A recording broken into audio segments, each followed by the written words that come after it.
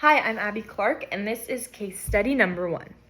After reviewing the case study, I have a couple explanations as to why Sharon decided to move to Florida. So, number 1, I think that the biggest factor is that they don't really have any ties to Connecticut anymore, besides Sharon's sister Karen. Their son lives in California. They are both retiring, so they won't have jobs anymore. And it sounds like they're not active in any other part of that state. The second reason they could be moving to Florida is because it's a very common place to retire. There's a big population of older adults in Florida, and this could be due to the no estate tax in Florida, because a lot of times older people who have ailments, it's really expensive to have health care and to pay for all of the medication necessary and the long-term care and management. So it could be really expensive. So people can be looking for states that it's a little bit less money to live in, which Florida is known to be in the tax area. There's a lot, like I mentioned, there's villages, there's towns, there's places specifically catered to older adult populations in Florida, which could provide Sharon with the care she needs. Again, I don't know if I stated it, but Sharon has a chronic illness, which is an illness that lasts more than 3 months, and it ends up requiring long-term care or long-term management. So again, if she was in Florida and her disease got to this point, she would have a lot more options for long-term care and places that she could get treated and taken care of in Florida, most likely. And to be honest, Sharon has a chronic illness. So her quality of life is probably the number one thing doctors are looking to improve. Doctors, psychologists, everyone that talks to Sharon is probably focused on her quality of life.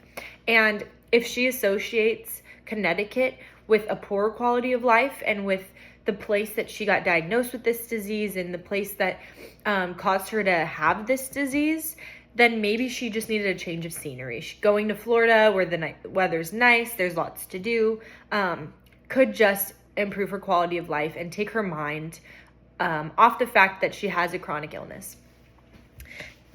Some reasons why I think her sister Karen decided to stay in Connecticut were, number 1, she still has kids. She still has kids that rely on going to their mom's house. Some of her kids have kids, which makes Karen have a lot of grandkids who I'm sure she wants to form a relationship with, and it would be a lot harder to form a relationship with them if she was further away from them in Florida. And then, of course, she is still part of her veteran support group, which I'm sure is super impactful in her life and helps her,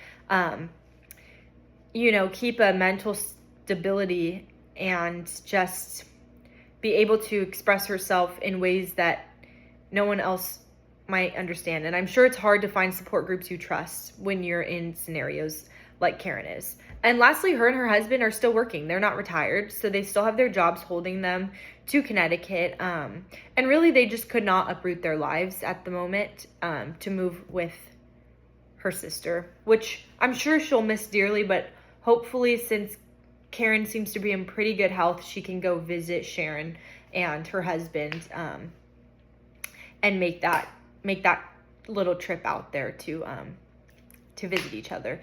And overall, I just think that there are very personal reasons why people decide to move, but I know people do not move when they have a huge family depending on them in a specific area, and when they have jobs and when they have groups that they're a part of and a community that they just can't leave. So that is what Karen has. Sharon didn't find that same community in Connecticut where she grew up, so she is hoping to find that, or I think it said she did find that in Florida with new friends and a new community. And overall, they both seem happy, and I wish the best for them, even though this is a fake scenario. Thank you.